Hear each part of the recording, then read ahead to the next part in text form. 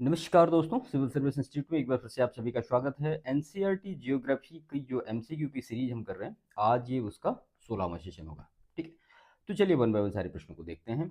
इसमें जो सबसे पहला प्रश्न दिया गया है कि निम्नलिखित कथनों पर विचार करें। इसमें पहला कथन है, भारत में जल की कमी का मुख्य कारण कम वर्षा है। दूसरा कथन है, बहुउद्देशीय नदी परियोजनाएं केवल सिंचाई के लिए बनाई जाती हैं।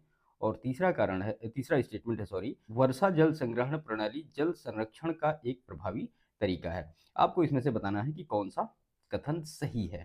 ठीक है, तो स्टेटमेंट से भी आपको लग रहा होगा कि भारत में जल की कमी का केवल एक मुख्य कारण ही नहीं है, बहुत सारे और कारण हैं। तो ये स्टेटमेंट वन गलत होगा। और बहुउद्देशीय नदी परियोजनाएं, जब ये कहा गया कि बहुउद्देश्य यानी बहुत सारे उनके उद्देश्य होते हैं, तो केवल सिंचाई के लिए ही कैसे बनाई जा सकती है ना। तो ओनली 3 इज करेक्ट हियर। तो भारत में जल की कमी का मुख्य कारण कम वर्षा नहीं है, बल्कि जल संसाधनों का अतिशोषण, अत्यधिक उपयोग और समाज के विभिन्न वर्गों में जल का असमान वितरण है। दूसरा स्टेटमेंट, बहुउद्देशीय नदी परियोजनाएं केवल सिंचाई के लिए नहीं बल्कि जल विद्युत उत्पादन, घरेलू और औद्योगिक उपयोग, जल आपूर्ति, बाढ़ नियंत्रण, मनोरंजन, आंतरिक नौचालन और मछली पालन जैसे कई उद्देश्यों के लिए बनाई जाती हैं। और तीसरा कथन है, वर्षा जल संग्रहण प्रणाली जल संरक्षण का एक प्रभावी तरीका है जो जल की उपलब्धता बढ़ाने और भूजल स्तर को स्थिर करने में मदद करता है। So option C is correct, केवल तीसरा सही होगा, बाकी दो जो होंगे वो गलत होंगे। ठीक है, क्वेश्चन नंबर 2 हम देखते हैं। निम्नलिखित कथनों पर विचार करें। पहला कथन है, जल दुर्लभता का मुख्य कारण केवल वर्षा की कमी है। दूसरा कथन है, जनसंख्या वृद्धि से जल संसाधनों पर दबाव बढ़ता है। और तीसरा कथन है, जल संरक्षण और उचित प्रबंधन जल संकट को कम करने में सहायक हो सकते हैं। फिर से आपको बताना है कि कौन सा कथन सही है। देखिए, जल दुर्लभता का मुख्य कारण केवल वर्षा की कमी है, ऐसा नहीं है। ठीक है, तो ऑप्शन यहाँ पे 2 और 3 करेक्ट होंगे, ऑप्शन बी यहाँ पे सही होगा। तो जल दुर्लभता का मुख्य कारण केवल वर्षा की कमी नहीं बल्कि जल संसाधनों का असमान वितरण, बढ़ती जनसंख्या, उद्योगों का विस्तार और जल का दुरुपयोग भी है। और जल संरक्षण और उचित प्रबंधन से जल संकट को नियंत्रित किया जा सकता है। सो पहला गलत होगा, दूसरा और तीसरा सही होगा, यानी ऑप्शन बी करेक्ट होगा। क्वेश्चन नंबर 3 है, निम्नलिखित कथनों पर विचार करें। पहला कथन दिया गया है, इजराइल जैसे देश में केवल 25 सेंटीमीटर औसत वार्षिक वर्षा के बावजूद जल संकट नहीं होता। दूसरा कथन है, भारत में जल संकट मुख्यतः जल के समुचित प्रबंधन की कमी के कारण उत्पन्न होता है। और तीसरा कथन दिया गया है कि भारत में जल संकट केवल शहरी क्षेत्रों तक ही सीमित है। अब आपको इसमें से फिर बताना है कि कौन सा कथन सही है। देखिए, यहाँ पे जो पहला कथन है बिल्कुल सही है, दूसरा कथन भी बिल्कुल सही है, और तीसरा कथन जो दिया है कि भारत में जल संकट केवल शहरी क्षेत्रों तक सीमित है, तो ऐसा नहीं है। बहुत सारे गांव भी हैं जहाँ पे जल संकट है, जैसे कि मान लिया जो डेजर्ट एरिया है वहाँ पे ये सारी प्रॉब्लम ग्रामीण क्षेत्रों तक भी विस्तारित है। So option B is correct, only 1 and 2। Israel जैसे देश में जल संकट नहीं होने का मुख्य कारण उनकी उन्नत जल प्रबंधन तकनीकें और कुशल जल उपयोग है। भारत में जल संकट मुख्यतः जल संसाधनों के दुरुपयोग और प्रबंधन की कमी के कारण उत्पन्न होता है। ठीक है, so only 1 and 2 is correct, option B. Question number 4 है, निम्नलिखित कथनों में से कौन सा जल जीवन मिशन जेजेएम का मुख्य उद्देश्य है।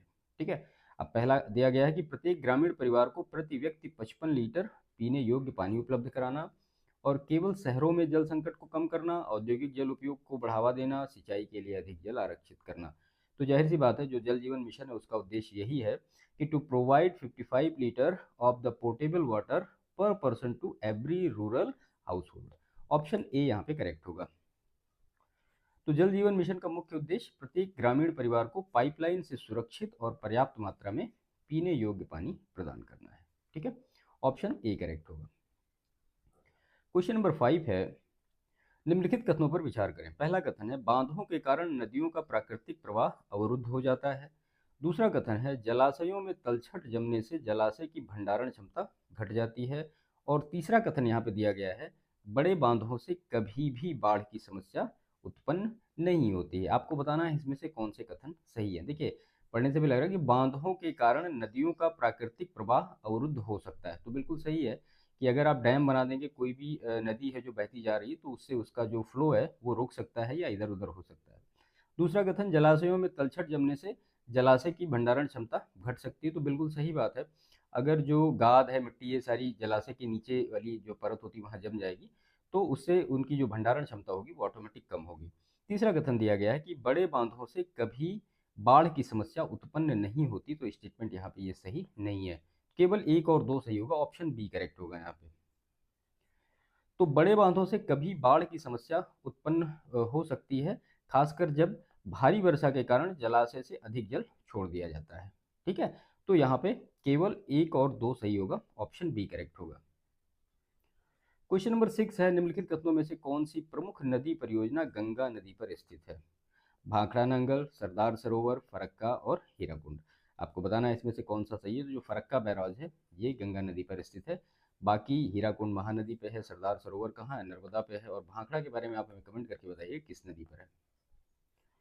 तो फरक्का बैराज गंगा नदी पर स्थित है और इसका मुख्य उद्देश्य जल प्रवाह को नियंत्रित करना और जल परिवहन में सुधार करना है। ठीक है, क्वेश्चन नंबर 7 देखते हैं, निम्नलिखित कथनों पर विचार करें। पहला कथन है, भारत में कई बड़े बांध बनाए गए हैं जिनका मुख्य उद्देश्य जल संरक्षण है। दूसरा कथन है, कृष्णा गोदावरी नदी जल विवाद महाराष्ट्र, कर्नाटक और आंध्र प्रदेश के बीच है। और तीसरा कथन है, सरदार सरोवर परियोजना 4 राज्यों से संबंधित है। बताना आपको कौन सा कथन सही है। तो यहाँ पे जो भी कथन दिए गए हैं वो सारे ही करेक्ट हैं, ऑप्शन बी यहाँ नहीं होगा। भारत में कई बड़े बांध जल संरक्षण के लिए बनाए गए हैं। कृष्णा गोदावरी विवाद महाराष्ट्र, कर्नाटक और आंध्र प्रदेश के बीच है। और सरदार सरोवर परियोजना कौन कौन से राज्य, गुजरात, महाराष्ट्र, मध्य प्रदेश और राजस्थान से रिलेटेड है। So option D is correct. Question number 8 है, नर्मदा बचाओ आंदोलन किस परियोजना के विरोध में किया गया था? तो फरक्का, सरदार सरोवर, कृष्णा गोदावरी या इंदिरा गांधी। तो सरदार सरोवर परियोजना के लिए ही किया गया था कौन सा, नर्मदा बचाओ आंदोलन।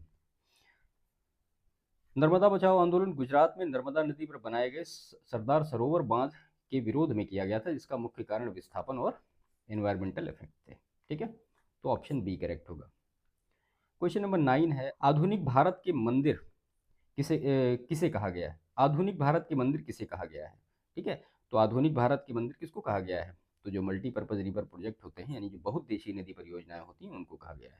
और किसने कहा है? तो प्रधानमंत्री जवाहरलाल नेहरू ने ये कहा है कि जो आधुनिक भारत के मंदिर हैं वो कौन है, बहुउद्देशीय नदी परियोजनाएं हैं। और क्यों कहा है? तो देश के औद्योगिक और कृषि विकास में सहायक होती हैं, इसलिए उनको कहा गया है। क्वेश्चन नंबर 10 है, निम्नलिखित में से कौन सी परियोजना बाढ़ नियंत्रण और जल संरक्षण दोनों का समन्वय करती है?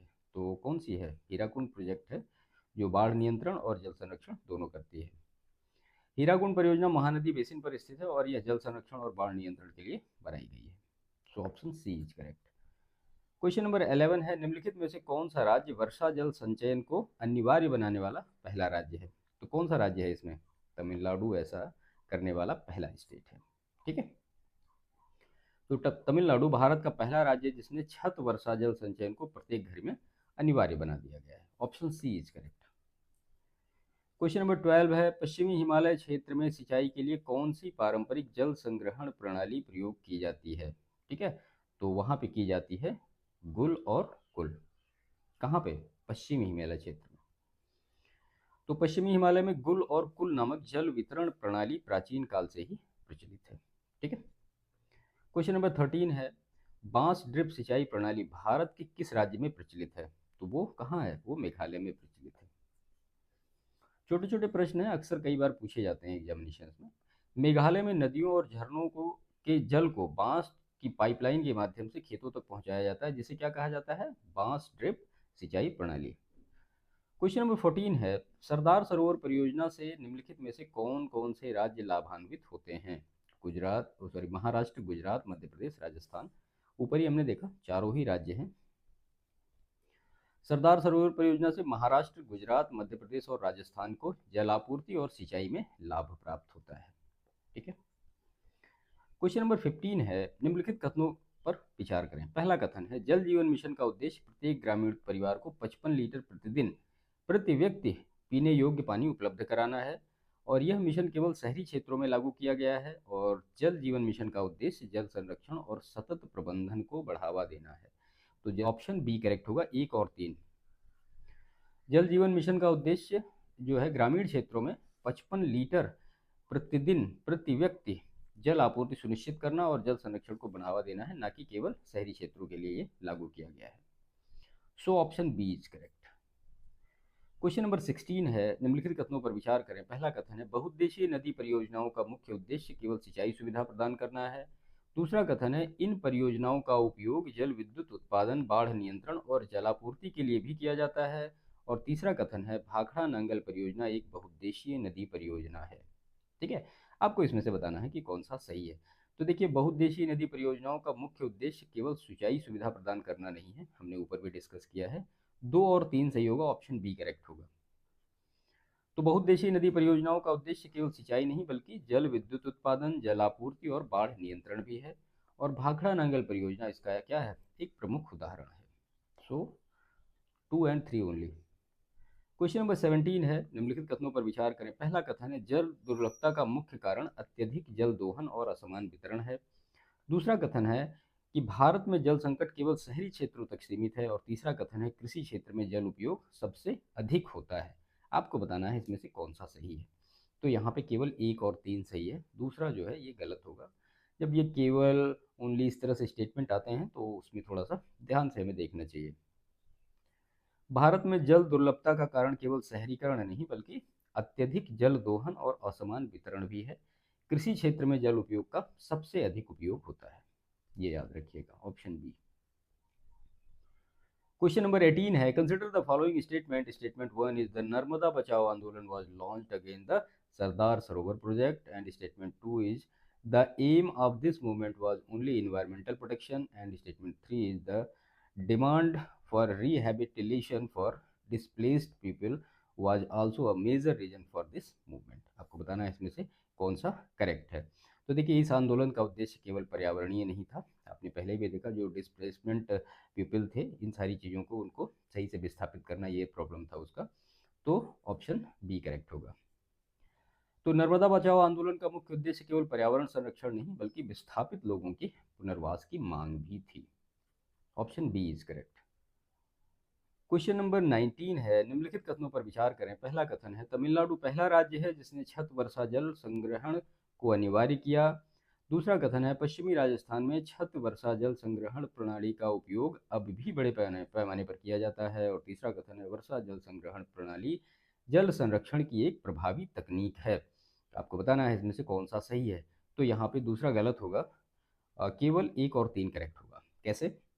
तो तमिलनाडु पहला राज्य था जिसने छत वर्षा जल संग्रहण को अनिवार्य किया। हालांकि पश्चिमी राजस्थान में इंदिरा गांधी नहर के कारण इसकी उपयोगिता में कमी आई है। So option B is correct. इस सेशन का लास्ट क्वेश्चन हम देखते हैं। Consider the following statement. Statement 1 is water resources are used to generate hydro electricity. And statement 2 is about 50% of the total electricity generation in India is obtained from hydroelectricity. And third statement is hydroelectricity is a renewable energy sources. Which of the above statement are correct? आपको बताना है कौन सा सही है। तो भारत में कुल विद्युत उत्पादन का लगभग 50% जो है वो जल विद्युत से प्राप्त नहीं होता है, वो 10% के आसपास कुछ भी है ना। तो केवल 1-3 सही होगा, 50 नहीं है। तो भारत में कुल जल विद्युत उत्पादन का केवल 22%, सॉरी मैंने 10 बताया, 22% जल विद्युत से प्राप्त होता है, न कि 50%। ठीक है, सो ऑप्शन बी इज यहाँ पे करेक्ट होगा, दूसरा गलत होगा। तो ये 20 क्वेश्चन की जो पूरी सीरीज थी यहाँ पे कंप्लीट हुई। तो सेशन समाप्त करते हैं। बाकी वीडियो अच्छा लगा हो तो इसको लाइक करिएगा, चैनल पर नए हैं तो चैनल को सब्सक्राइब जरूर करिए, दूसरों को शेयर भी करिए।